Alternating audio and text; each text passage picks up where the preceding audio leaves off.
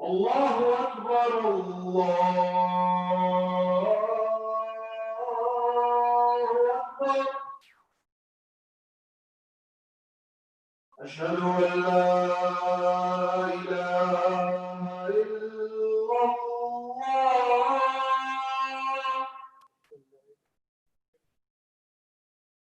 أشهد أن لا إله إلا الله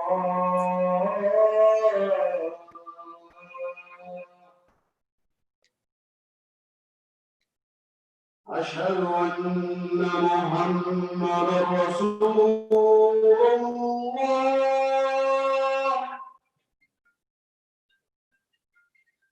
أشهد أن محمدا رسول الله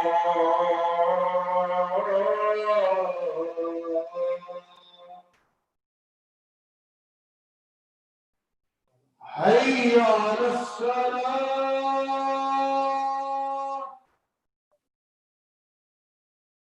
حي على الصلاة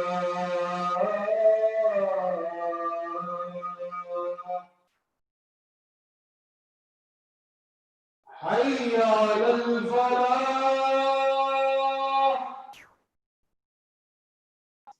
حي على الفلاح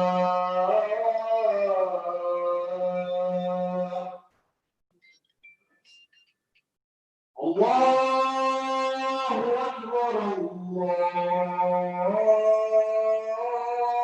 أكبر لا إله إلا الله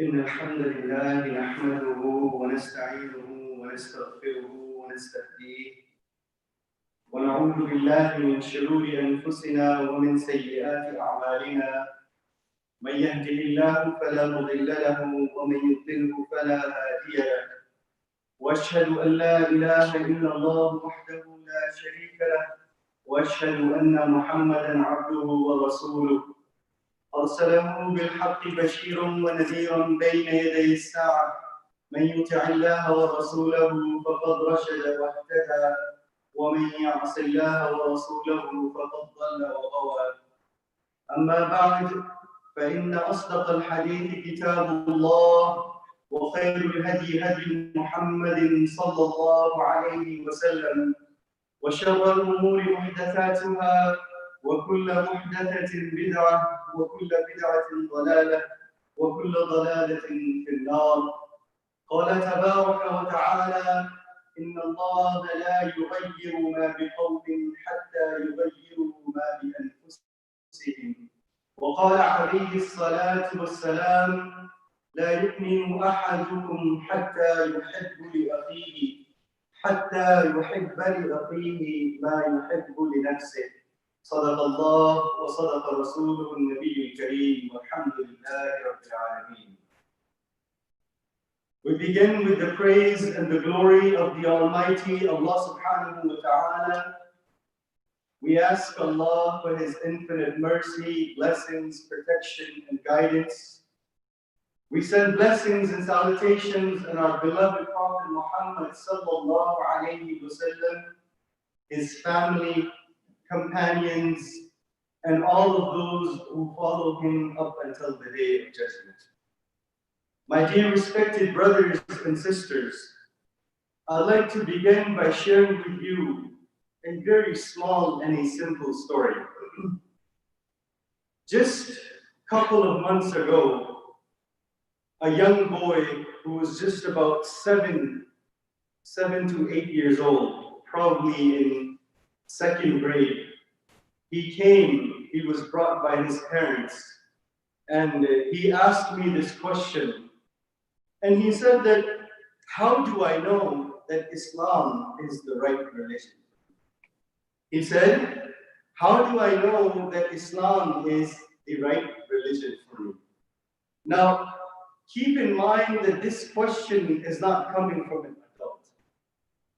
This question is coming from just a young boy who's only about 7 years old, just second or first grade. I thought to myself,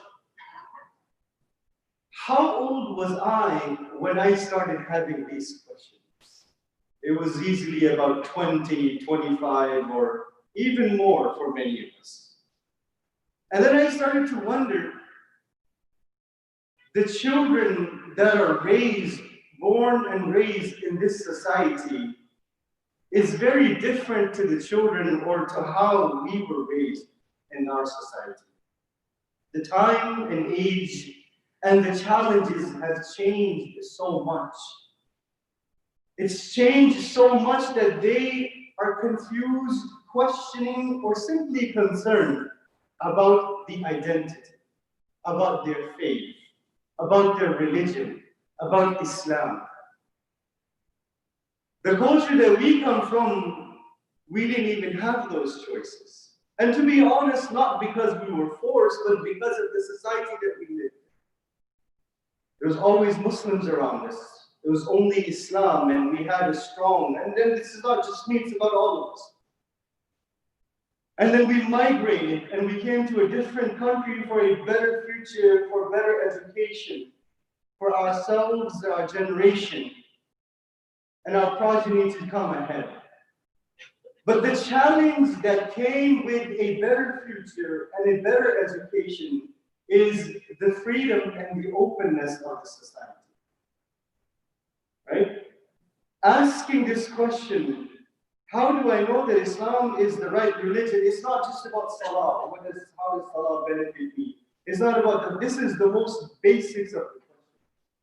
The child is going to school, the parents probably tell them that, our religion doesn't allow this, and we follow Islam, and we believe in Allah, and we follow the lifestyle of Prophet Muhammad sallallahu alaihi wasallam. He goes to school, he's exposed to different ideas, and he starts to wonder, well, not everybody follows Islam, not everybody follows the Quran, not everybody believes in Allah and Prophet Muhammad sallallahu alaihi wasallam, and I see that some of them are better than us. So how do I know that Islam is the right religion for me? He's not just questioning, he's asking about me. I'm not enforcing you, I'm just asking about me. Parents didn't have any answer to that. They were confused. They're like, how are we supposed to answer that? So they said, and they came to me, like, how are we supposed to answer that? Well, I told them that Islam is not just a religion. Islam is not just a religion. Islam is a way of life.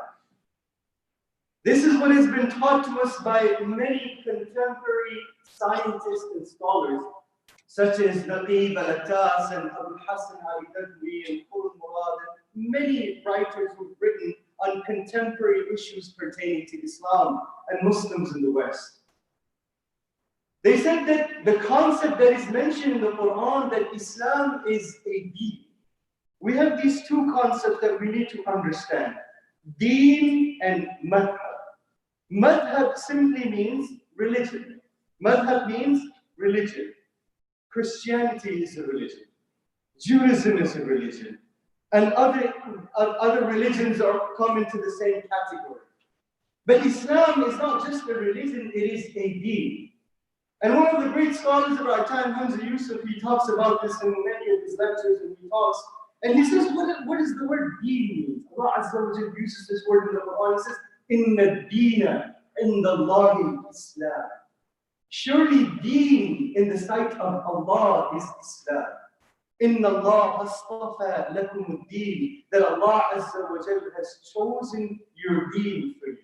فَلَا تَمُوتُنَّ إِلَّا وَأَنْتُمْ مُسْلِمُونَ وَمَنْ يَبْتَغِ غَيْرَ الْإِسْلَامِ دِينًا فَلَنْ يُقْبَلَ مِنْهُ. That whosoever chooses any other deen other than Islam shall not be accepted. So the word deen is mentioned in the Quran.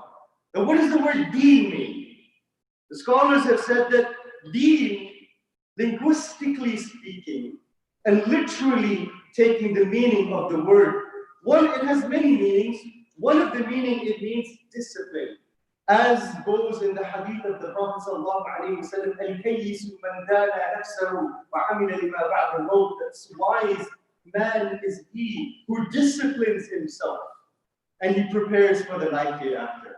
Al-kayyisu man dana nafsahu, who prepares and disciplines his self and his soul. So one of the meaning of deen is discipline. Another meaning of deen is the day of judgment, the day of reckoning. As found in Surah Al-Fatiha, Maliki Yawmiddin, that the owner of the day of reckoning or the day of judgment. And another meaning of deen is debt, loan. And the scholar said the reason why it means that because Allah Azza wa Jalla has blessed you with your life, and blessed you with enormous things, so you are indebted to Allah subhanahu wa ta'ala. To offer your submission to Allah subhanahu wa ta'ala. And another meaning of deen is rain. Rain which brings back life to earth. Right? If it doesn't rain for a long time, what do we see? You have a drought in the city. Everything dries and dies. And then when the rain comes and when you water the plants, what happens? Everything starts flourishing. There's greenery, there's beautiful scent and flowers and plants everywhere. Rain, bringing back life. Right? Deen, bringing back to our life. We submit to Allah subhanahu wa ta'ala, it brings back our life. It gives, subhanallah, life to our soul. As Allah Azza wa Jalla also says, Ya ayyuhalladhina amanu istajibu lillahi wa lirrasuli idha da'akum lima yuhyikum. He says, oh, you who believe, respond to the call of Allah and His Messenger. When they call you to Allah subhanahu wa ta'ala, they call you so that they may give you your life. Lima yuhyikum. Right? So that you can have life. What is life, right? You can enjoy life and understand the meaning of life. What is the purpose and essence of life? Okay. Moving forward, it also means custom. It means tradition. And it also means religion as well. But in a religious meaning, it means, as per Istalah, it means the way of life. Believing in Allah, believing in the teachings of the Quran and the Sunnah of the Prophet sallallahu alaihi wasallam, and incorporating that into our social and economic. So Islam is not just a madhab, it's not just a religion, but it is a way of life. It teaches us every aspect of our life. It teaches us how to be a good husband. It teaches us how to be a good wife. It teaches us how to be a good businessman. It teaches us how to be a good politician. No, Islam doesn't say that go into politics, but it teaches us the principles and values of every affair in our life. It's not just limited and confined to the day of Jumu'ah or to the masajid or to the prayers when we come to the mosque. That is not Islam. That is not Islam. So this is something that we need to understand. And when we talk about Islam as a deen, Islam as a way of life, we come to this topic and this subject of civic engagement, civic duty. All of us are living in the same society that we are living right now. What is the biggest commotion that is going on? We just had a presidential debate 2 days ago, and everyone is just worked up about that. Oh, Biden said this, and the other administration said this, and this election process, and what am I supposed to do? What is my responsibility as a Muslim? What is my role as a Muslim? What is my duty as a Muslim? Should I vote? Both of the candidates are not good. I disagree with both of them in certain issues. Which position am I supposed to take? This is a big confusion and you don't know. So first thing we have to understand is that there is no ideal or a perfect. There is no one who is perfect. Only Allah is perfect in him. And there is no system in this world except Islam as an ideal system, as a perfect system. Whichever route or whichever path you take or you choose, there will always be some flaws. You cannot have an ideal or a perfect candidate. You choose the one that is the most aligning to your principles and values. Now, as an imam or as an administration or as a masjid, we're not allowed, and nor am I speaking or endorsing any candidate or any party. That's your decision. Allah Azza wa Jal has given you intellect, the ability to think and to differentiate between right and wrong. That's your decision and you make this decision.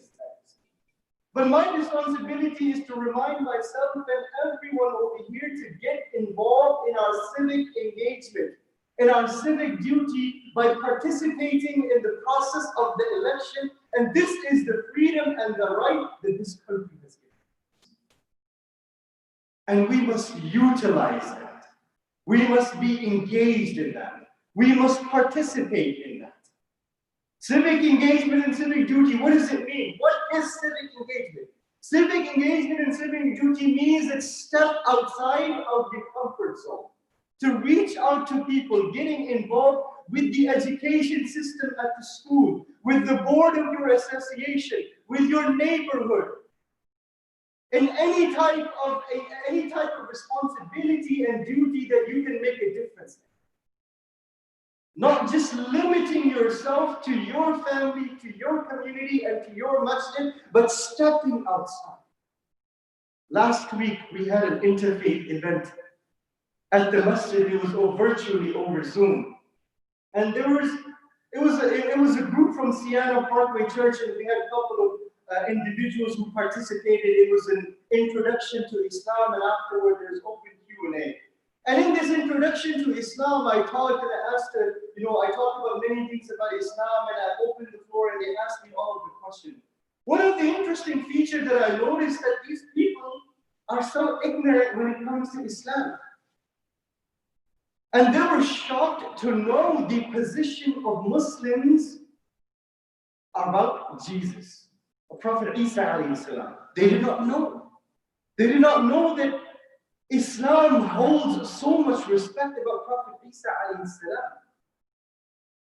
And subhanAllah, I told them that if you were to study Surah Maryam, in fact, there's an entire chapter in the Quran that is named after Mary and Maryam. And it goes into detail how Mary gave birth to Isa alayhi salam. It was a miraculous birth. And Allah Azza wa Jalla says in the Quran that when Jesus was born, He said it very clearly, Inni Abdullah, that I am the Son of God. I am the servant of God. He said it very clearly that Inni Abdullah, I am the servant of God and not the son of God. Atani al-Kitab, I have been given a book and I have been made a prophet. Allahu Akbar. I told him that we have great respect for Prophet Isa alayhi salam, Jesus, but we have difference of opinion. And we agree to disagree. But the bottom line is Islam holds great respect for Jesus and Mary. And they were shocked to know this. And think about it. Islam is probably one of the only religions that talks about Jesus, other people's religion. If you were to ask other people, what does Christianity say about Islam? No. What does Judaism say about Islam or Prophet Muhammad? Yes, they say, but it says it's found in their scripture, but they won't acknowledge it. But when it comes to Islam and Muslims, there's an entire chapter. So do I believe in Jesus? And they were shocked, they did not have any idea. Allahu Akbar, and then they got comfortable and they started opening up and started asking all kinds of questions, and they didn't want to finish. I told them I have to go because it's time for Maghrib, and we can continue this later, but they got so comfortable that they just started asking questions. And afterwards, they sent me an email. We were so grateful and we want to continue this. I told them, definitely, we'd love to. The problem is, my dear respected brothers and sisters, a church on the same street, on the corner of the street, does not know what you believe in and what you do. Because we've never stepped out of our boundaries. We've never stepped out of our comfort zone. We never speak to them. And one of the questions was that, we do have a lot of Muslims friends, but they never talk about religion. They never talk about Islam. They never talk about what you're telling us. We don't know this.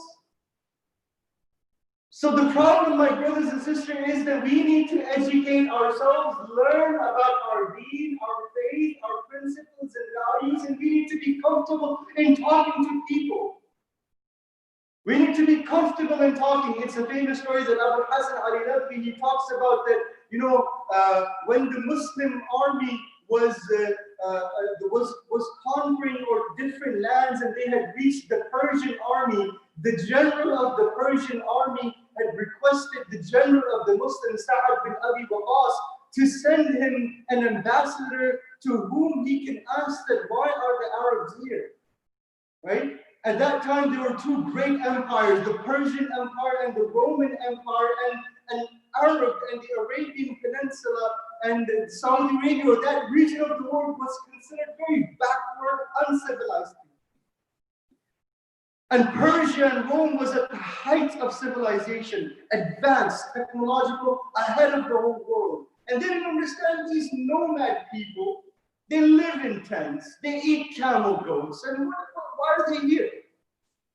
It was beyond you. You think you're going to conquer us? What is it that you can even offer us? What do you have? What do you have to give?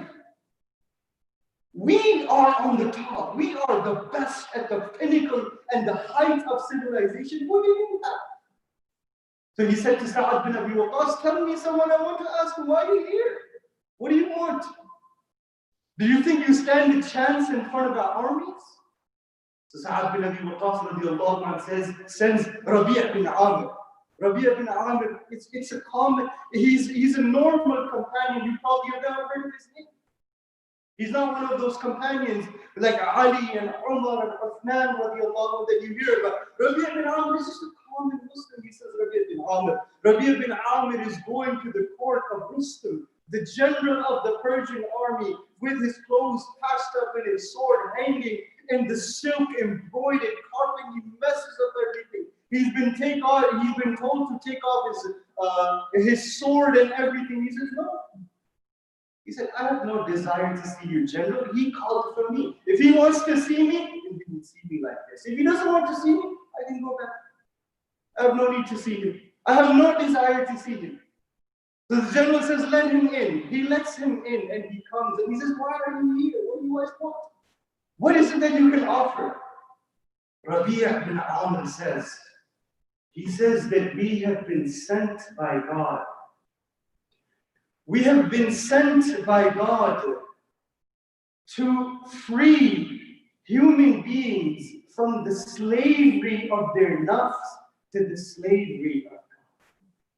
And we have been sent by God to show the people and to take out people from the tightness of this world to the vastness of this world. We have been sent by God to uplift the voices of the poor and the oppressed, to give freedom to humanity, and to take them out of the servitude of human beings and bring them into the servitude of God. And in this is their freedom. Allahu Akbar. A common man, a common companion. We've never heard of his name. Look at his understanding of the deen. Look at his understanding of Islam. My dear respected brothers, be comfortable, be strong, be confident about your faith and about who you are, about what Islam is. Our beautiful religion is so strong. He says, وَلَا تَسُبُّوا الَّذِينَ يَدْعُونَ مِن دُونِ اللَّهِ مِن دُونِ اللَّهِ فَيَسُبُّوا اللَّهَ عَدْوًا بِغَيْرِ عِلْمٍ. Do not even revile the gods of other religion. They will do the same out of ignorance about Allah Azza wa Jalla.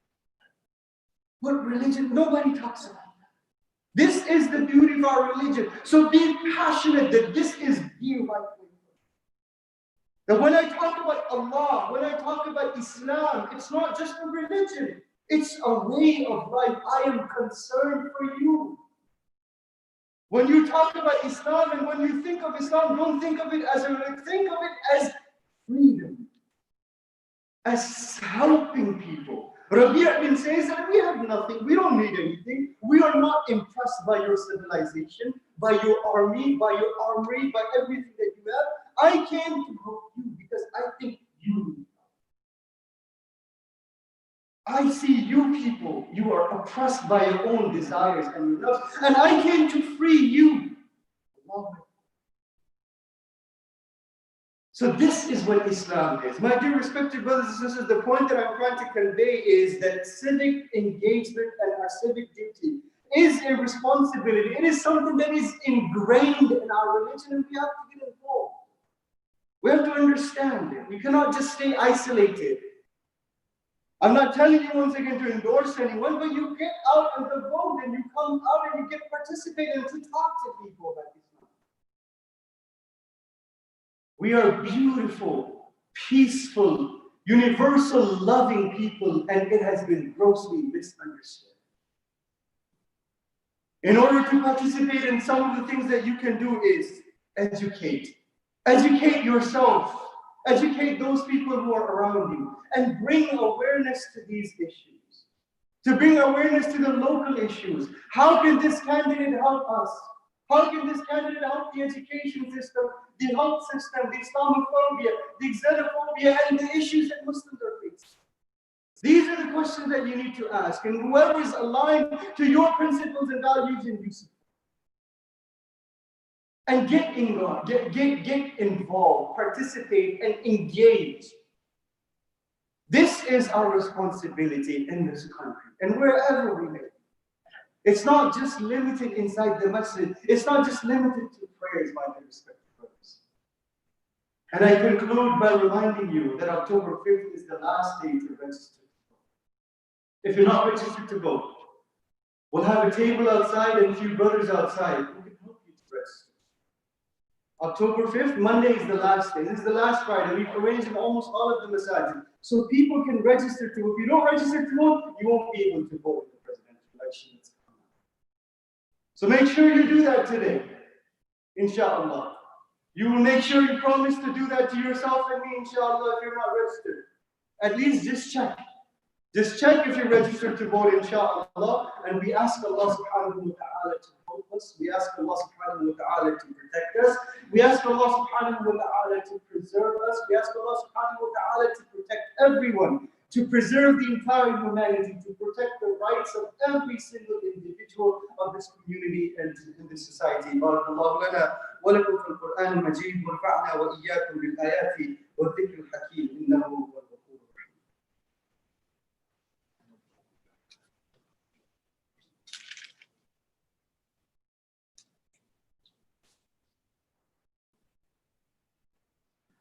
الحمد لله الذي أنزل على عبده الكتاب ولم يجعل له عوجا قيما لينذر بأسا شديدا من لدنه ويبشر المؤمنين الذين يعملون الصالحات أن لهم أجرا حسنا ماكثين فيه أبدا وينذر الذين قالوا اتخذ الله ولدا ما لهم به من علم ولا لآبائهم كبرت كلمة تخرج من أفواههم إن يقولون إلا كذبا إن الله وملائكته يصلون على النبي يا أيها الذين آمنوا صلوا عليه وسلموا تسليما اللهم صل على سيدنا محمد وعلى آل سيدنا محمد وبارك وسلم اللهم انصر الإسلام والمسلمين اللهم أعز الإسلام والمسلمين اللهم أيد الإسلام والمسلمين اللهم انصر من نصر دين محمد عليه الصلاة والتسليم واجعلنا منهم واخذل من قال دين محمد عليه الصلاة والتسليم ولا تجعلنا منهم اللهم أرنا الحق حقا وارزقنا اتباعه وأرنا الباطل باطلا وارزقنا اجتنابه اللهم إنا نسألك الهدى والتقى والعفاف والغنى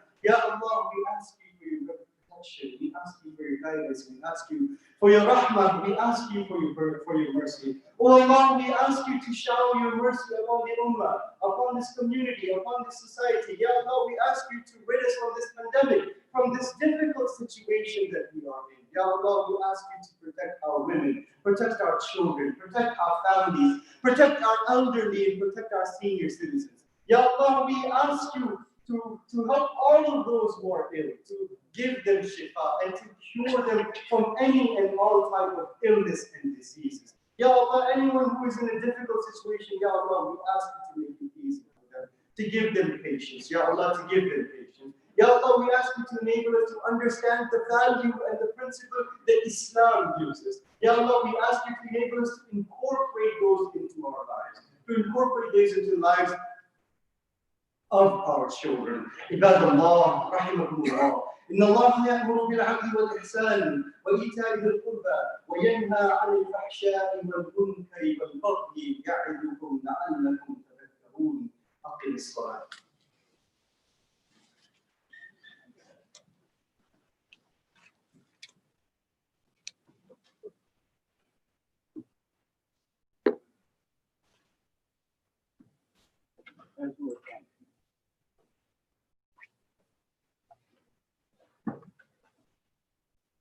الله أكبر الله أكبر. أشهد أن لا إله إلا الله. أشهد أن محمدا رسول الله. حي على الصلاة حي على الفلاح. قد قامت الصلاة قد قامت الصلاة. الله أكبر الله أكبر. لا إله إلا الله.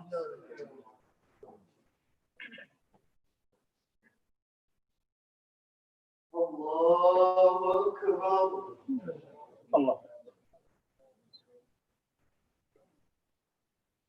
الحمد لله رب العالمين الرحمن الرحيم مالك يوم الدين إياك نعبد وإياك نستعين اهدنا الصراط المستقيم صراط الذين أنعمت عليهم غير المغضوب عليهم ولا الضالين.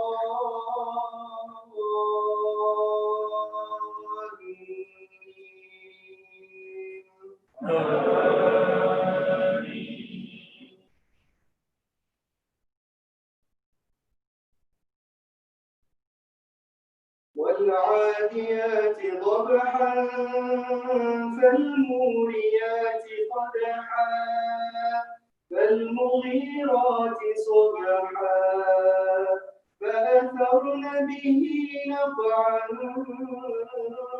فوسطن به جمعا إن الإنسان لربه لكنود وإنه على ذلك لشهيد وإنه لحب الخير لشديد أفلا يعلم إذا بعثر ما في القبور وحصل ما في الصدور إن ربهم بهم يومئذ لخبير. الله.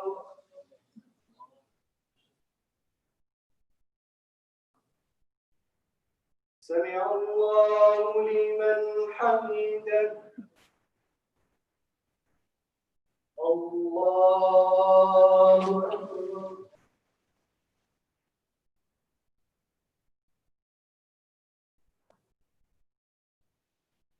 الله أكبر. الله أكبر.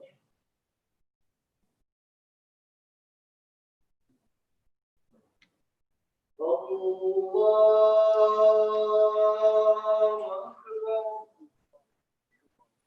الحمد لله رب العالمين الرحمن الرحيم مالك يوم الدين إياك نعبد وإياك نستعين اهدنا الصراط المستقيم صراط الذين أنعمت عليهم غير المغضوب عليهم ولا الضالين.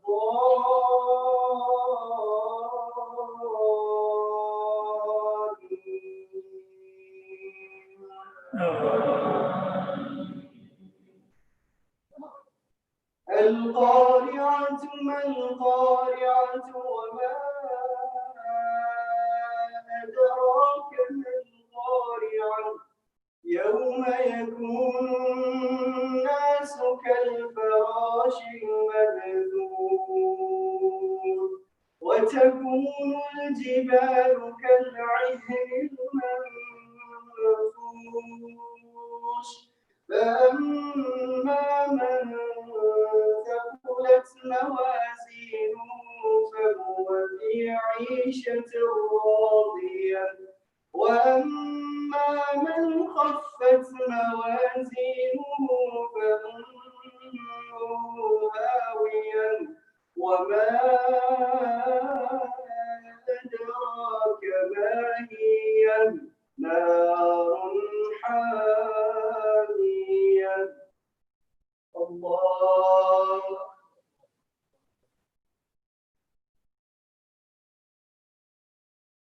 سمع الله لمن حمده الله أكبر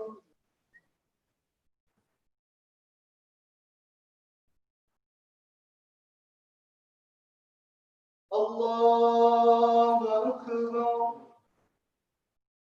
الله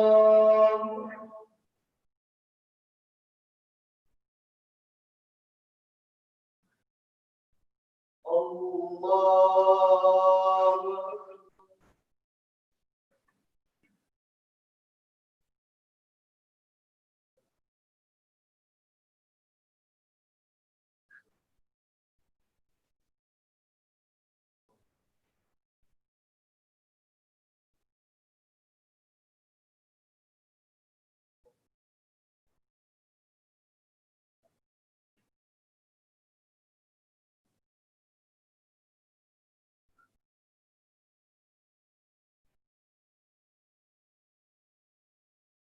السلام عليكم ورحمة الله السلام عليكم ورحمة الله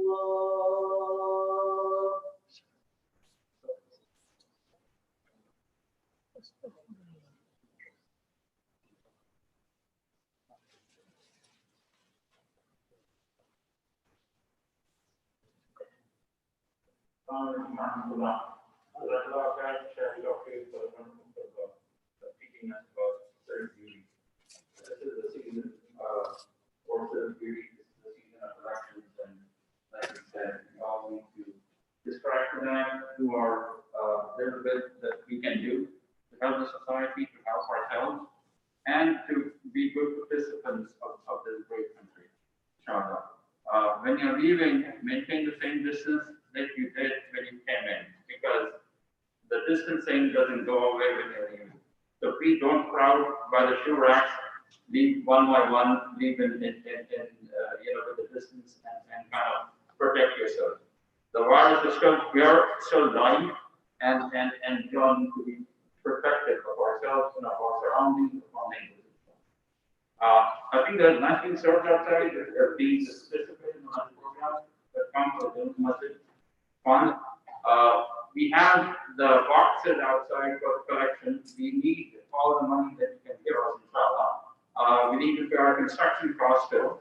We need to maintain the masjid. We need to continue supporting the amenities that we have here. And we hope that you're enjoying the new masjid and we can open up to full capacity, inshallah, in the near future. There are political candidates outside. There are people that are running for Congress, for Senate, for city council, so on and so forth. Please meet and greet them. Please ask them questions that are pertinent to you and your family, and be respectful of what they have to say. We don't endorse anybody as a 501c3. IOCH is always has disclaimed that, and will continue to do that. But you need to know who you're voting for and make sure that hopefully your vote goes in the right direction. Now, brother Khadri emphasized on the contribution to the general fund and the construction masjid and Zakat, etc. We got 3 candidates over here today. ISG is a power secretary. We do not endorse any candidate. We have Street President Kulkarni who is running for Congress, District 22. We have Nabil Shah who is running for Council District 4, and President Bashar who is running for Chair.